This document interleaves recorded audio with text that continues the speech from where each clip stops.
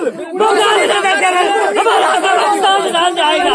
हमारे हम कैसे हम मरेंगे रोड में, हम रोड में मरेंगे। मैं रोड में मरूंगा, मैं रोड में मरूंगा। मेरा घर, मेरा कब्रिस्तान खत्म कर दिया। अल्लाह की कसम, मैं अपने कपड़े बांध दूंगा जनाब। मेरा हमारा सोचा जाए, हमारे साथ गुंडागर्दी है, ये हमारे साथ बिल्कुल गुंडागर्दी है।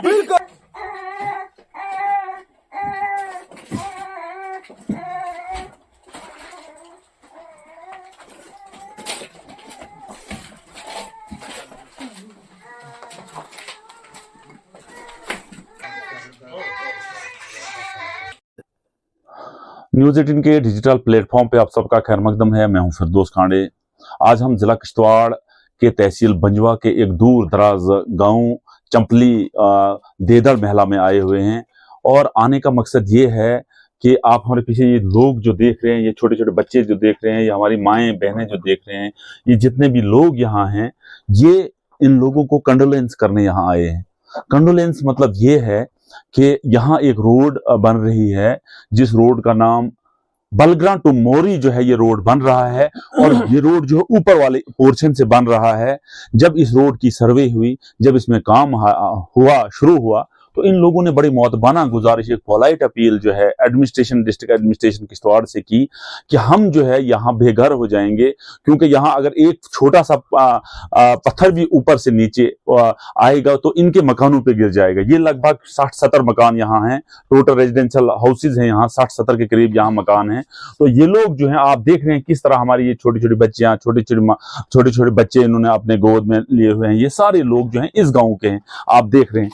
तो हमारे साथ यहाँ के कुछ लोकल्स और ये जो लोग हैं, ये जिससे हम आपको बात कराने जाएंगे, ये वही लोग, ये वही घर है जिस इस मकान में मौजूद नहीं थे। क्योंकि मकान जब भी बनाया जाता है, जितनी भी प्रॉपर्टी होती है उस पे लगाई जाती है, लेकिन उसके बाद जो है, और सबसे बड़ी बात ये है, इनका हमारे साथ अभी तक ये कहना है कि हम ट्राइबल लोग हैं, हम शेड्यूल्ड ट्राइब लोग हैं, इसलिए हमारे साथ एक डिस्क्रिमिनेशन की जाती है, एक भेदभाव किया जाता है।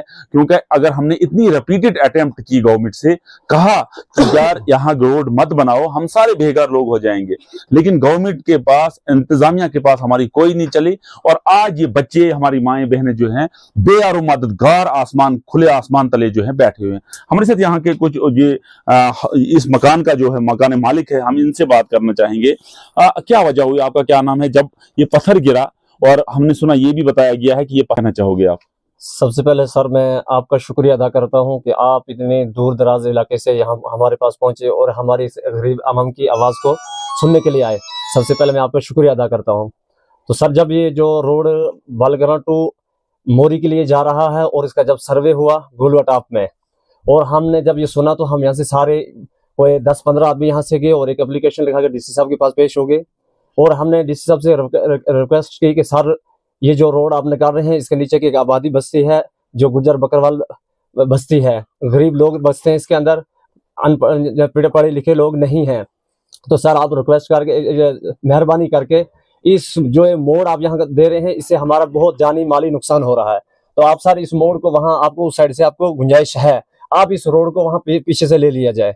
तो जब हम सर के पास किश्तवाड़ में पहुंचे और डीसी साहब ने कहा कि उसने हमारे जहाँ एप्लीकेशन हमने उनके काउंटर पे रखी, तो उनने हमारी कोई बात नहीं सुनी। कह ले मैंने सुन लिया, ठीक है, हाँ रोड निकलेगा, निकालना है, निकालना जबरदस्ती निकालना है। निकाला, हमको वहां से बाहर निकाल दिया। हमने सब तहसीलदार साहब के पास गए, सबके पास गए, लेकिन किसी ने हमारी आवाज को नहीं सुना। उसके बाद आकर तो कह रहे, हाँ हम आपको रेंट देते हैं यहाँ पर, और आप घरों को फौरन इसी वक्त घरों को खाली कर दो। उसके बाद इन्होंने डाला 20-20 हजार कुछ लोगों को दिया है, कुछ को नहीं दिया है, कुछ को उसमें से आधा ही डाला है। और उसके बाद इन्होंने एक लिख कर दिया है कि अगर आप लोगों का कोई नुकसान होता है माल का या किसी भी चीज का, तो उसका जवाबदेही होगी वो गवर्नमेंट होगी। ये डीसी साहब ने कहा। और उसके बाद उन्होंने कहा कि आपका जो टाइम रहेगा हमारे काम का रहेगा वो 10 to 4 रहेगा। 10 to 4 हमारा काम रहेगा, उसमें आपने दाएं बाएं रहना है और उसके बाद आप अपने घरों के अंदर वैसा ही रिहाइश कर सकते हो। लेकिन उसके बाद और ये बात कही उन्होंने, जो मलबा है वो हम टिपर लगा के उसको हम दूसरी जगह में डालेंगे, आपके नीचे कोई भी नुकसान नहीं होने देंगे, लेकिन एहतियातन हम आपको रेंट देते हैं और रेंट लेकर आप थोड़ा शिफ्ट हो जाइए 10 to 4 तक, और उसके बाद आप रात को आप अपने घर के अंदर बैठ सकते हैं। लेकिन उसके बावजूद जब उन्होंने ऐसा करके हमको यहाँ से जबरदस्ती बाहर निकाल कर तो क्या किया कि जो मलबा सब नीचे डाल रहे हैं। अब हमारा जितने भी है हमारे यहाँ साथ में कब्रिस्तान नहीं, है। आप ये बताइए, जब ये बोल्डर, ये इतना बड़ा बोल्डर आपके मकान पे गिरा, तो क्या आपको उम्मीद थी ये इतने बड़े बोल्डर से यहाँ आएंगे? सर हमें तो इतनी उम्मीद नहीं थी, लेकिन उसके बावजूद भी हमने जो ठेकेदार साहब हैं और डीसी साहब हैं और तहसीलदार साहब हैं, हमने उनको भी एप्लीकेशन दी थी कि सर हमें यहाँ पर नुकसान, यानी हमें बहुत बड़ा डर है यहाँ पर, यानी पत्थर यहाँ आने का खतरा। वो कहने लगे यहाँ कोई भी यहाँ बोल्डर नहीं आ सकता है, आपको ऐसे हम थोड़ा सा शिफ्ट कर रहे हैं।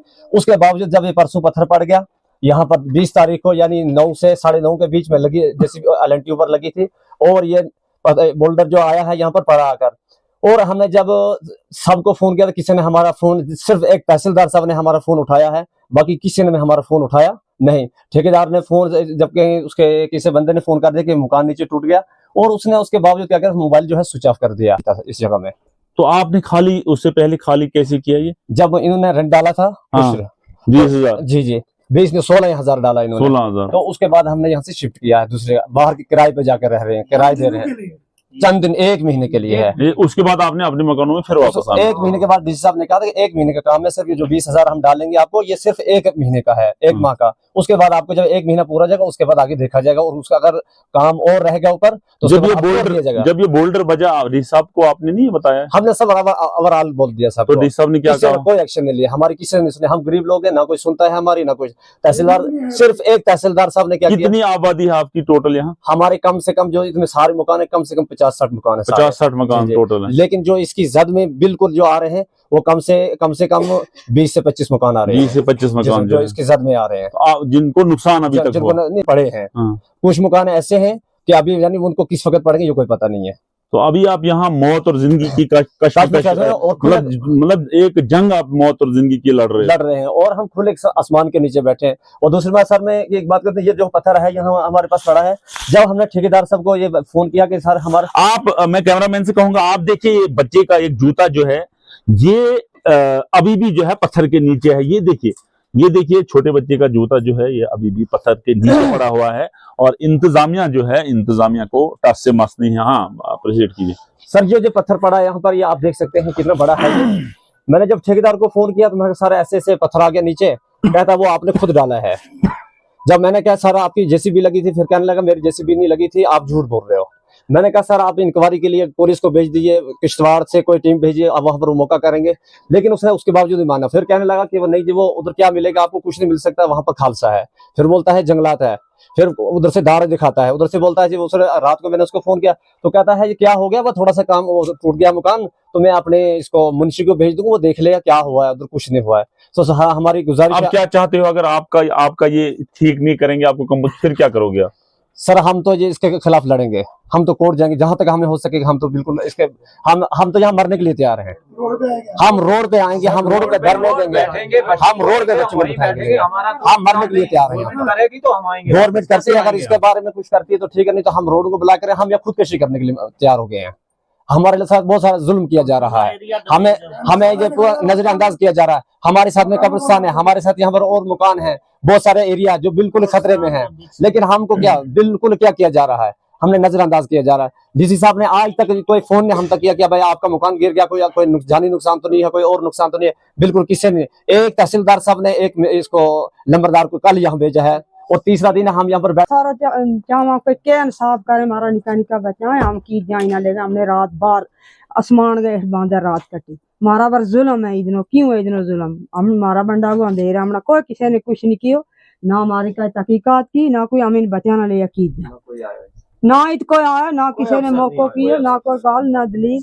हम क्या कराएं? एक नंबरदार आए, नंबरदार भी आया, सब ये उनको इंसाफ देखो के करें वे नहीं गए हम उत्ते ही चले जाएंगे उनका कोला पे जिम्मेवार में मारा, और क्या करें की जान। रो रही है, देखो इसका आशाना जो है वो इससे जुदा हो गया है। बहरहाल दुख तो होता है, तो हम इनसे पूछना चाहेंगे क्या उससे हम दूसरी जगह से बुक कराया, दूसरी जगह था, किराए पर था तो कोई नहीं